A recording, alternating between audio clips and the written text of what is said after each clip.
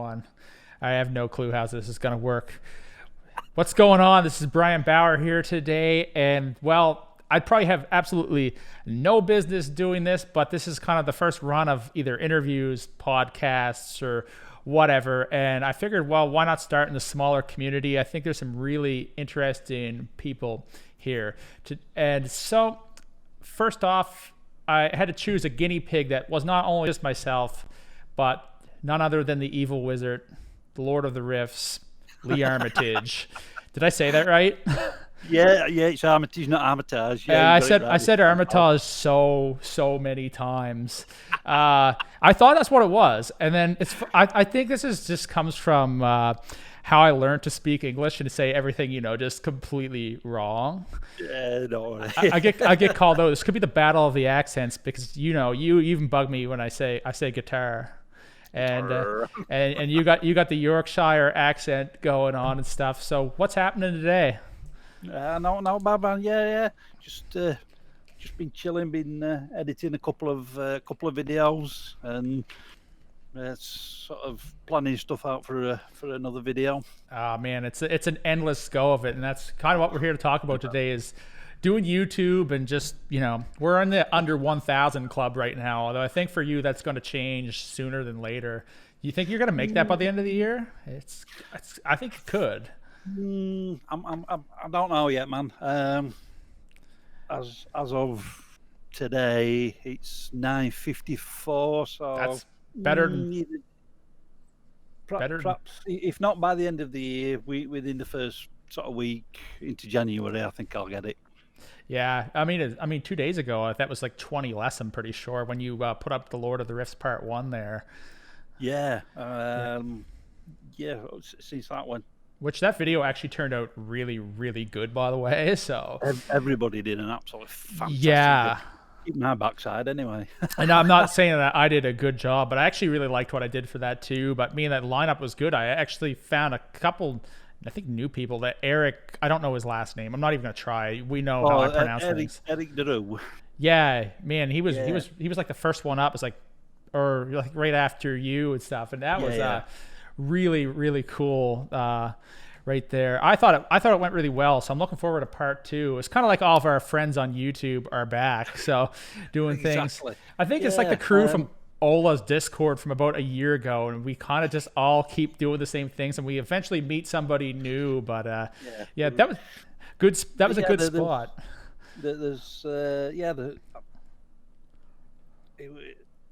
I sent the drums out to whole host of people, and when I looked at the list, it's like, if I put all these in one video, it's going to be like 40 minutes long. So I thought I'll break it up. Nobody gets through a 40-minute video these days. Exactly. So it's like, we'll break it up. Let's have a look. If I can get 9 in, and the first 9 they just sent the videos in like that. So it's like, I'd already recorded my riff, and I just needed to record my video for it. And once I got that, put all the pieces together and sort of put them in order. Yeah, what I thought was a good lineup, and yeah, get it out there. I mean, it turned out really good. I'd be curious to see, like, if you go through the analytics of our videos, I bet a lot of them, like, you think, like, man, I did super good. Even my most popular video right now, I think hit us.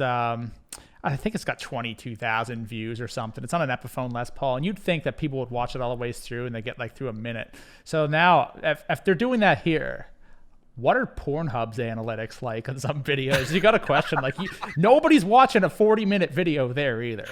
Just saying.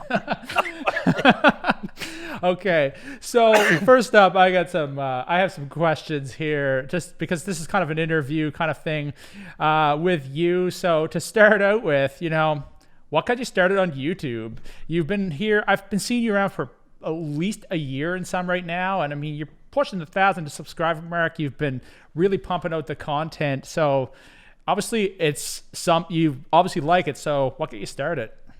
Well, the first video went up. I mean, I've had my channel quite a while, but first video went up middle of June 2018. Oh wow. Yeah, that was. Have you heard of Frog Leap Studios, Leo Moricurli? Yeah, I never know how to say his name either. Yeah, he's Norwegian, right? Or is that Italian? Like I can't tell. I know he's from Norway. He's dual. Yeah, I think his father's Italian and his mother's Norwegian. From what I can gather. Yeah. Lisa Maldaraf, he sells his backing tracks, and she bought some of the backing tracks, and that was the very first video that I put up was one of his backing tracks, and I just put my guitar over it, and I put that up, see how it go. It was only on a really crappy camcorder, so I waited a little while, about a month or so, just to save up so I could get a bit. It wasn't a camera; it was like an iPhone that got a better camera than the original one. But yeah, it's funny when you say the iPhone. When I started YouTube, when I had my first videos, they were all from point and shoot cameras. Nobody had an iPhone. The first time I ever put up a video was like 2007. I came and went and just crap quality. And at one point you could do that. And I had this piece of garbage camera, and when I got my iPhone 6S, and I started, I'm like, I'm gonna make a video. I can record now, and I finally got something, and it's like, man, it just blew like that old point and shoot like out of the water, and that's just something in your pocket. Yeah. I mean, exactly. That's what these days people are like, oh, I need all this stuff. I'm like, you've got an iPhone, you can probably do it, you know? Exactly. Well, just an immobile phone, the video quality on the sort of phones in the last sort of 5 years are good enough to put up on YouTube. Oh my god! Yes. Yeah. So that was the first video I put up, but sort of, I mean, I've always been into music anyway. I've been in numerous bands, and watching people like Ola, the man, Ola, and a few of the other sort of review type channels, and it's like, I think my views on gear and VSTs is as valid as theirs. So let's go for it and see what happens. Hey, 900 people can't be wrong, right? Like, they can. Yeah, I mean they can, but I mean, if it was really like, well, if his opinion's not valid, I mean, Hank Hill shows up there to your channel all the time. I don't actually know who he is. I'm pretty sure he subbed me at one point. I don't know if he's actually still there, but I've noticed like you have people that will watch every one of your videos because they're commenters. I can't even keep up with everybody's videos these days. I find even since working from home, it's actually worse because I put up Spotify and then you get meetings and all that stuff, and it's just, you know, by the end of it, like I take breaks from the computers and stuff, but I mean, like you really put it out, and there are people it's like they want to see you. I think it's that they're there for you.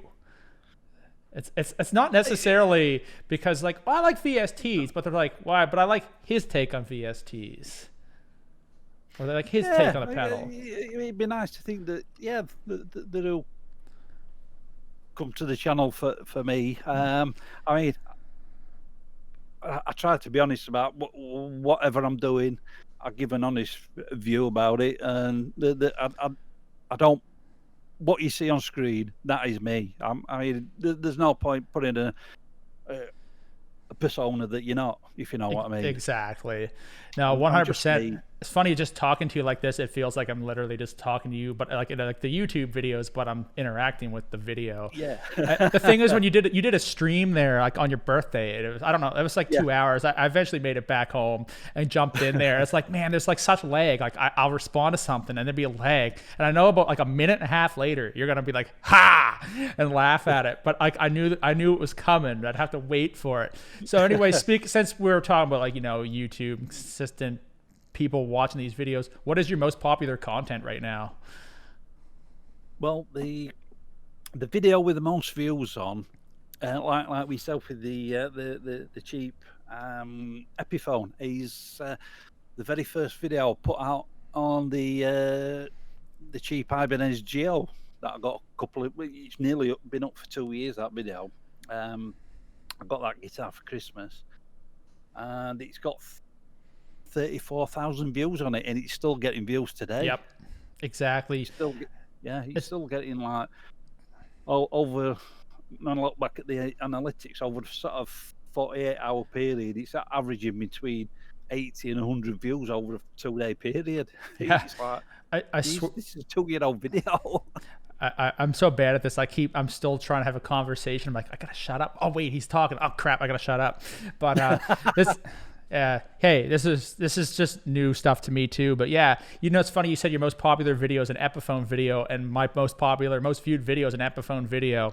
I remember about a year ago, I did some videos with a local guy here named Taryn McKay on Instagram, and he's got a fairly large following. He has a couple Instagrams, and one's even bigger than his personal account. He doesn't post as much as he once did, but he has this, like $5,000 mayonnaise. I think it's a mayonnaise Regis. It was one of the Gentleman series. And you think that'd be the kind of view that's gonna, like, the kind of video that's gonna get you those views. But then you realize it's kind of like it is and it's not. Because people, generally speaking, can't afford those guitars. They can't justify it. It's cool, but it's like the cheap stuff that they look up. And they're like, wait, exactly. I can afford an Epiphone Special. Because that's my popular video. And eventually it'll get to where yours is too. It's been out for just about a year at this point. And it's done incredible. So like your video there, and you did a really popular one on Ibanez too. I remember that. Yeah, that's the one, the Ibanez. 34,000 views on that Ibanez video. It's like, wow.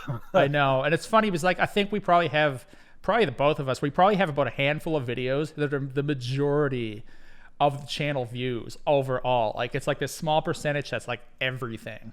Yeah. And this is the segue into the next part. I want to talk about like getting people to view your content, because this is the battle that any one of us that are under 1,000 subs, even over 1,000, I think anybody these days really, but especially for us because we're just not at the monetization point yet. You just not quite. Oh, it froze up. That point. Yeah. Hold on. This is a video. Oh, okay, now it seems like it's caught up now. Cool. I can always edit that part out. But I don't know if I'll edit anything out of this video. I've done some videos from the screw editing. This is how the internet goes. So yeah, it is really tough because I noticed like me, we're always in the groups. Hey, watch my video. Yeah. Do you ever just like feel bad when you're like, I haven't interacted with anything in here. I go to this group to share my video and then leave. Yeah. Yeah. Because it's like, yeah, I'm sharing my video, but it's like I've not got time to watch everybody else's videos that also putting. Yeah, I mean, some things. I think it's how it works though with them too. They're like, okay, well, yeah, he's posted a video. The thing is, the real battle with getting views right now is also you're battling every other algorithm. Like Facebook and all that used to be organic. Years ago, like you could put something out and it would get a lot more views. And like people like Aaron Marshall from Intervals, C2I, he's another British guy there, and a very, very nice guy. And they all kind of benefited from that organic reach. And now like you put something out, like there's the YouTube algorithm is one thing, but I find like, okay, that's going okay for me. You got to realize like it's like searchable content is what you got to have. But then you got Facebook now, they throttle back YouTube links. So you have to post the picture and then the link. And I find that'll do better if you can get people in the picture and make them realize, hey, this is owed. Now, thanks to all those people who hit those notification bells for all this stuff, who actually like, hey, I want to see this. Exactly. Yeah. It's just getting people just to who subscribe to say, don't forget, click that bell. Click the bell. You should do that like right now. If you're at this point of the video, we should just plug our own channels. Hey, subscribe to me and subscribe to Lee. Get him to 1,000 before New Year's. Like, come on. I'm not gonna get there yet, but come on, do it. Like, it's well, the link's in my bio. It's just on my channel, but hey, mine's there too. So you click mine first and then go click his. I feel like some of the people watching this have probably already clicked subscribe to both of us. So, but yeah, in the last week that Instagram actually turned off reach for hashtags too. Did they? Yeah, like for recent posts, not top, and it's brutal because if you're under 1,000 there, and I'm at 900 and some on Instagram right now, and my YouTube is slowly catching up because the Instagram growth is it's gotten worse and worse. Then they turned off the reach, and I didn't know why. And there's a guy, I don't know if I should say his name or not. I don't know him personally. I'll just say it anyway. His name is Benjamin Teacher, and he's a great guitar player, and he's missing a hand. So he has a guitar. He has this little thing on his hand that he has a guitar pick attached to. So like obviously he can't maybe like do crazy finger tapping and stuff, but he can play incredibly well for having one hand. Like check him out. He's super determined. And I think he had about 14K subs, and he said over 4 hours I've gotten 50 views in this video. Like what the hell? And I was thinking, like, man, one of my posts isn't even getting interaction. I put out a video this week on the Audio Assault Sigma with the Bogren Digital IRs. Oh, yeah. You got a Sigma video out this week too, I think, right? Yeah, that's one of the videos I've edited today. That's going to come out as we're doing this. That's going to come out on the following Sunday. Okay, well, it's probably already out at this point if you guys are watching this. Future viewers, we're on Friday, so assuming by the time you've seen this, it's next week. So it's already out. He probably got about 10 other videos out because you might be watching this in 2 weeks. I don't know. But yeah, anyway, he was like right upset, and I looked. I'm like, man, my interaction's really low right now too. Like that's really weird. And I put a story out. A few people did that. It was all over U.S. election misinformation, which I kind of get, but I really don't like the amount of censorship that was there, and it really kind of screwed over the music guys. The thing is, like for people like us, like we're grinding on these videos all the time, and the key is you don't want to burn out doing it. No. That was something that almost happened at the beginning of our lockdown. I was doing 2 videos a week, and then I thought, let's try for 3 videos a week, and after a few weeks I just got totally burnt out. Yeah, that's the thing. Like, guys like us have day jobs too, for the most part. I know not everybody does, and some people have a spouse that funds them somehow. But hey, I'm a single dude. I never want to do that anyway. I'd rather work and be able to not have to worry about this funding things. It makes that if I don't have a video that week, then whatever, Exactly, yeah. It's like, at the minute I'm able to put 2 videos out a week because I'm I'm working from home. But yeah, if 1 week I only get to put 1 video out, then so be it. Exactly. And eventually we're gonna get there to that. But getting the views are a struggle. You know what I like to talk about in a lot of my videos is guitars. That thing, guitars. Anyway, I've got the sign over there in the wall. I don't even have a background for this. I really should I need to put something up on that wall now if I'm ever going to keep doing this one. But which I think I will, because I actually had some ideas for new people earlier. Lee, cool. What's your favorite guitar, man? Oh. It's a tough question. It is a tough question. My favorite one, I'm gonna have to say it's the one that's been in the collection the longest. That I put a video out a couple of weeks ago. The Washburn Dimebag guitar. Oh yeah. I just watched that.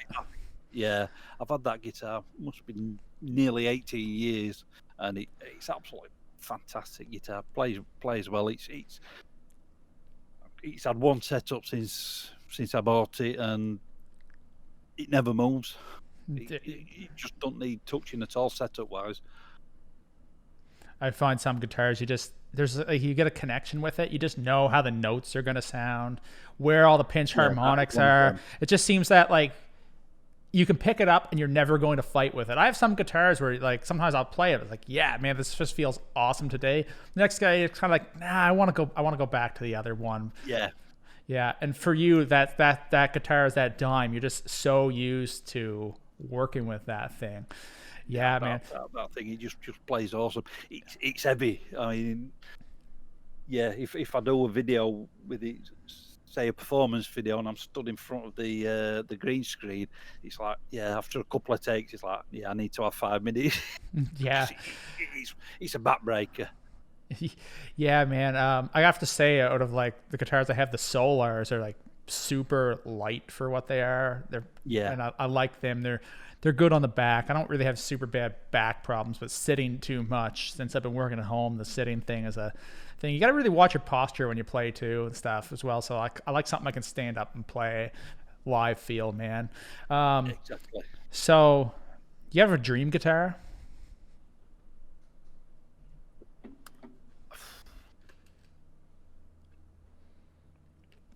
I think it will. If I got the money, it would be another Washburn Dime, but it'd be sort of the Southern Cross or something like that.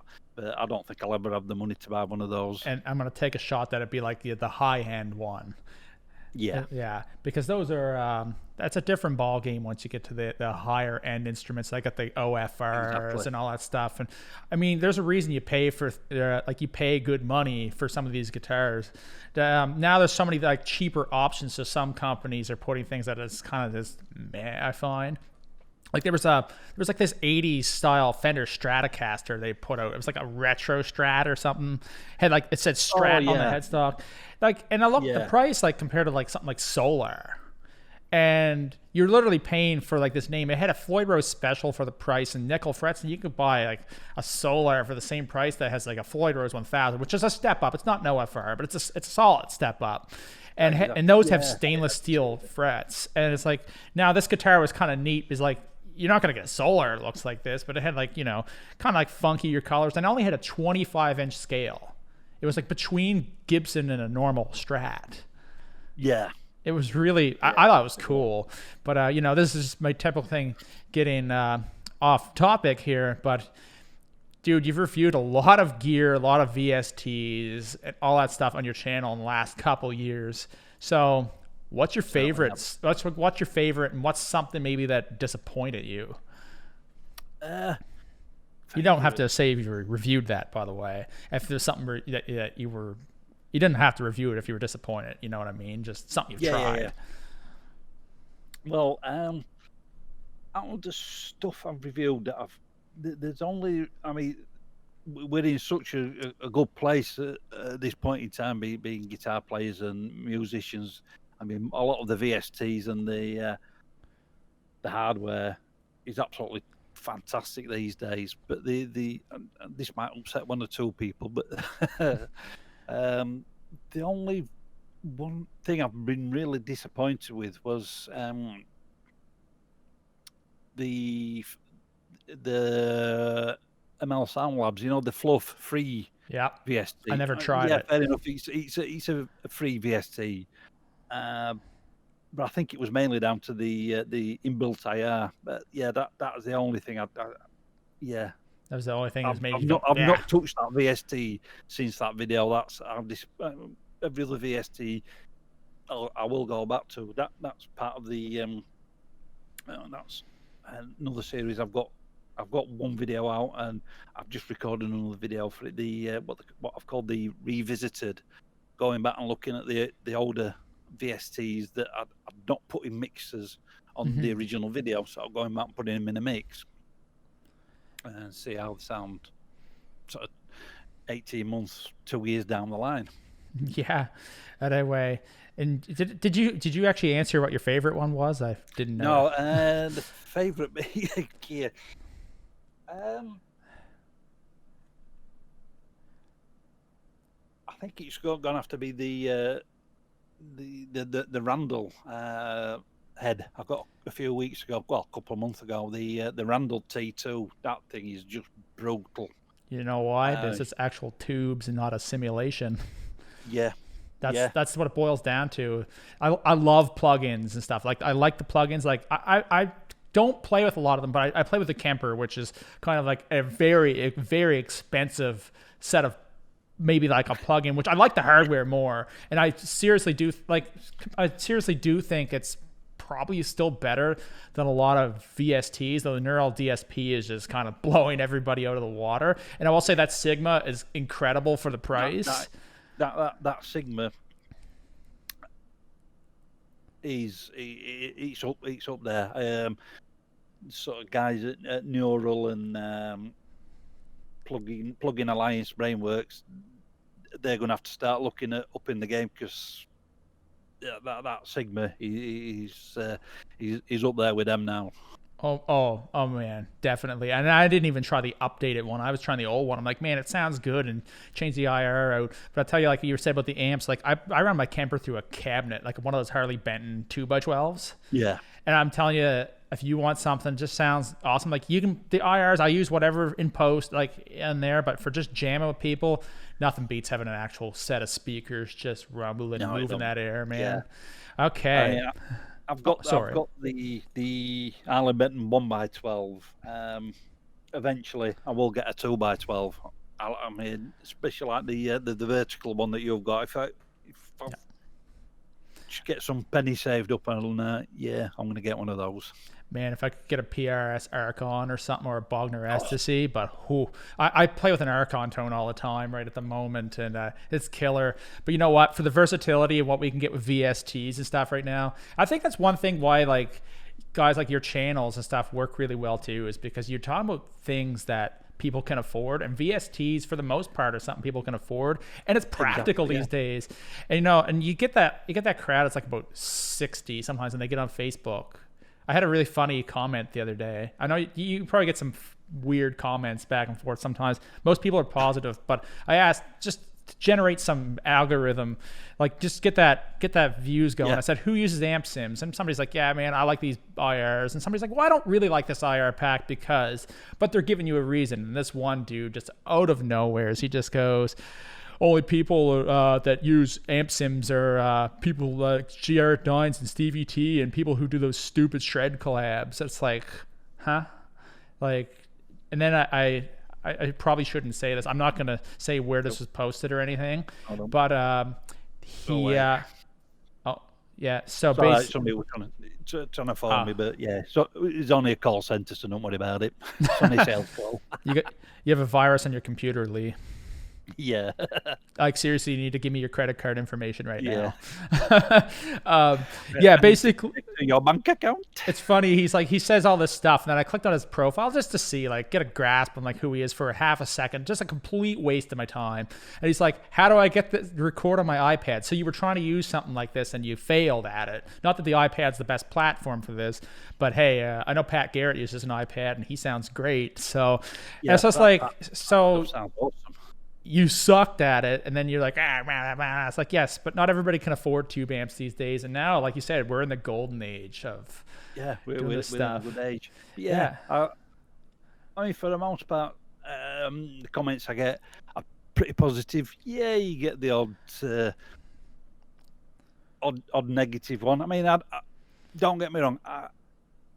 If it's genuine criticism, constructive criticism, I welcome that. But if it's just somebody who's just being a total dick, then nah.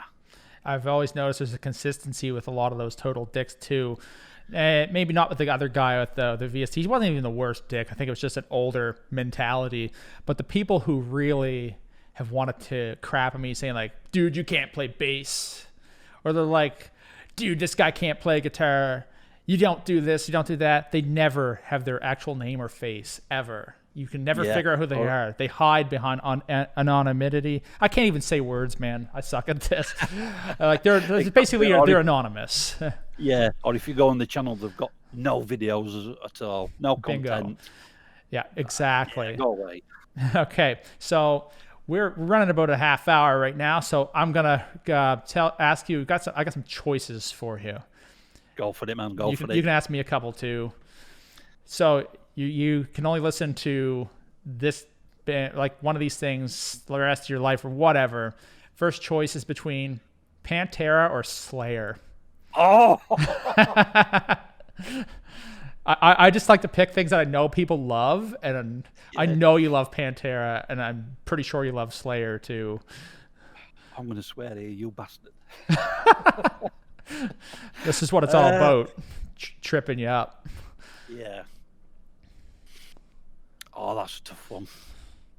I did this with Zach too in my Bauer Power mixtape. He's like, "Why would you make me choose between the Cult and the Clash?" Oh.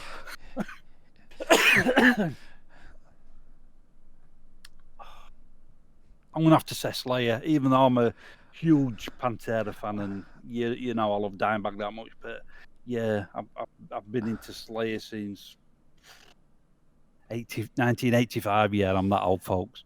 Oh man, it's funny because I think I listen to Slayer more, and I think I would choose Pantera just due to a little bit more diversity in the music. But man, like, Yeah. how can you beat the whole like Seasons of the Abyss album and stuff like that?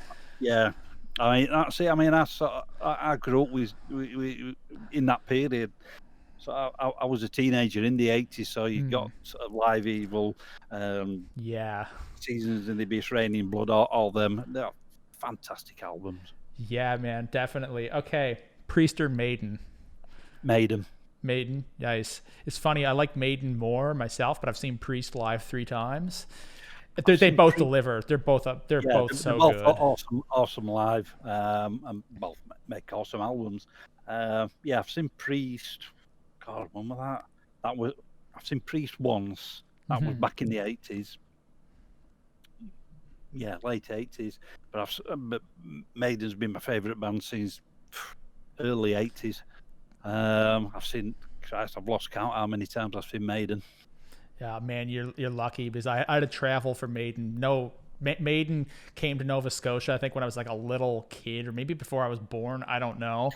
Oh yeah, it was before I was born. The CBC. There's actually a CBC news thing about when Maiden came to town, eh? And it was all about. It was like this old lady, like at the time, like completely disconnected from the young people. Heavy metal's this horrible, evil thing, and she did not want that kind of town. I've been getting calls all day. It's like, and she's like, they really need to stop the ferries, and they're gonna be angry. She thinks they're gonna like take to the streets and beat the crap out of each other. And dude from Twisted Sister, help me think of his name. D. Snyder. D. Snyder. I'm thinking it's not Lee Snyder, it's D. Snyder. I'm confused here. Too many E names. And anyway, D. Snyder, he's back then, and he could like comment like so well on what society's actually like. He's like, no, they're gonna go release their anger here, and it's like they're not gonna be fighting with their parents and all this stuff. And they were just wound up. Like they didn't understand like 666 number of the beast scares people, But now it seems like whatever. Like there were so many more extreme bands coming along. I mean, that's a whole other conversation. All right. Absolutely. Megadeth or Metallica?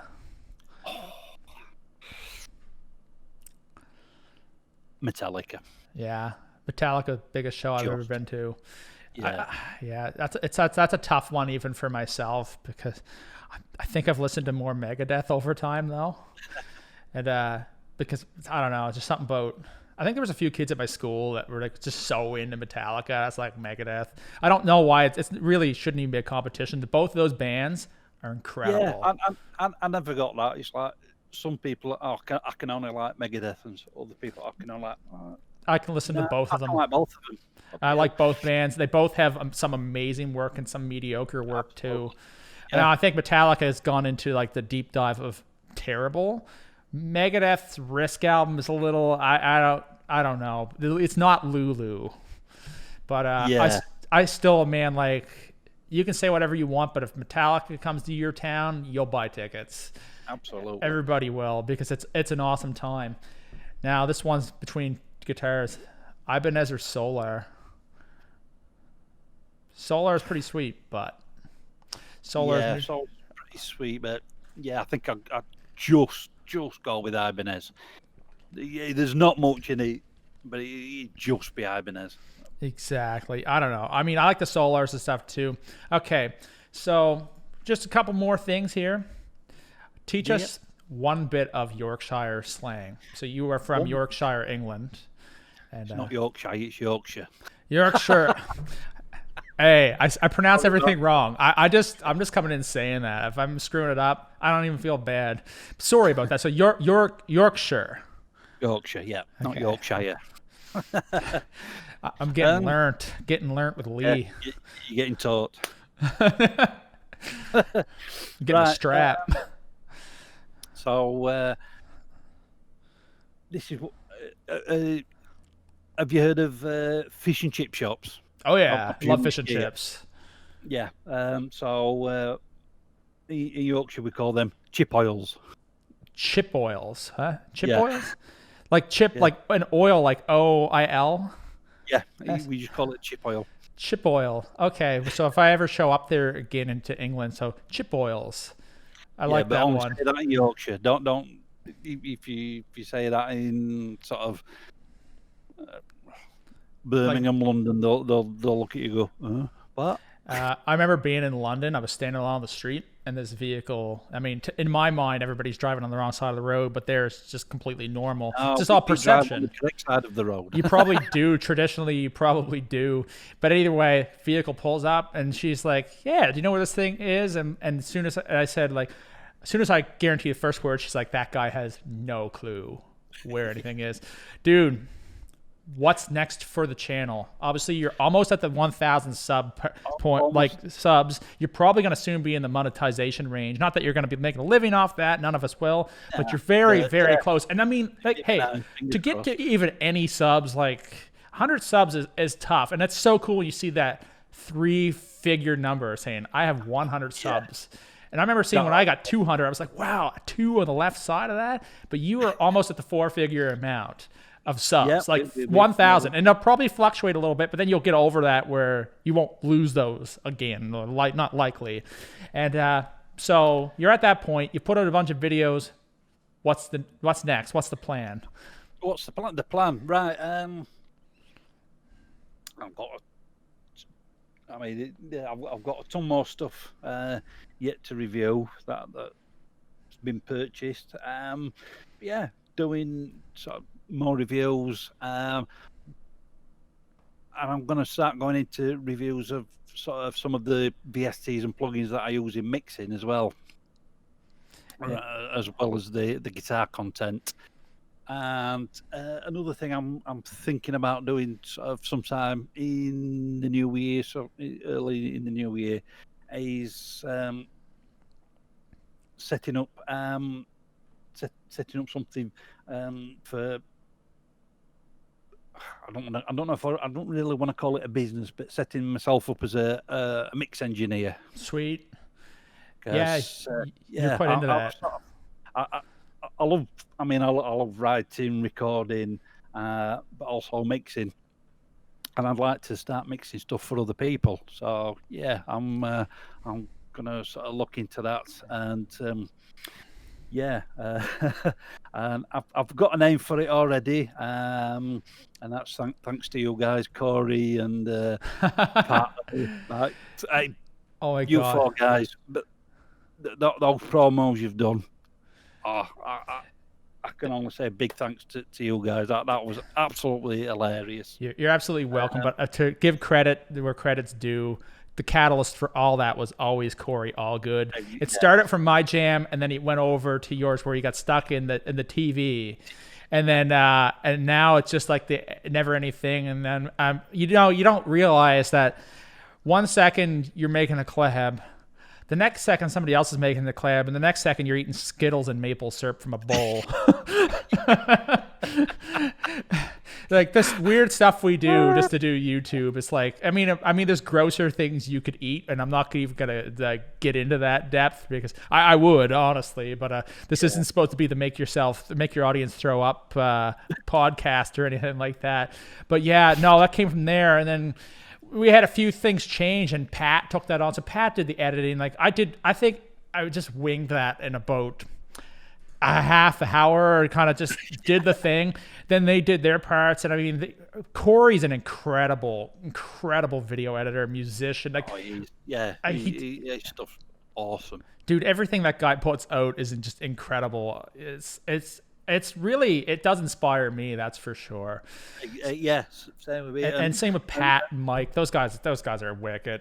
And I mean, that's saying that for a lot of people. I could give a lot of shout outs. You know, another guy that's really talented too on guitar is actually Josh Parker. You know Josh? Yeah, I know Josh. Yeah. He's incredible too. He is. Yeah, he's a good guy. But yeah, going back to Corey and that his part in the club. That was awesome. He put a lot of thought into the actual part he played, and the video that he recorded. He put a lot of thought into that. Oh yeah, definitely. And you know what? And I think that was a huge success. But you know what? At the end of the day, we're all in this kind of together. I think sometimes people think of each other out. Yeah, we think of it as a competition, but really we're all like collabing. So the real thing is that like one person gets to 1,000, it means you're probably gonna get there too. You just gotta keep just pounding away, but not burn out. Exactly. Yeah. Just keep. I mean, you yourself, you do some excellent content. You just got to keep going. From what I can gather, when you get to that 1,000 sub mark, YouTube will give you a little push in the algorithm.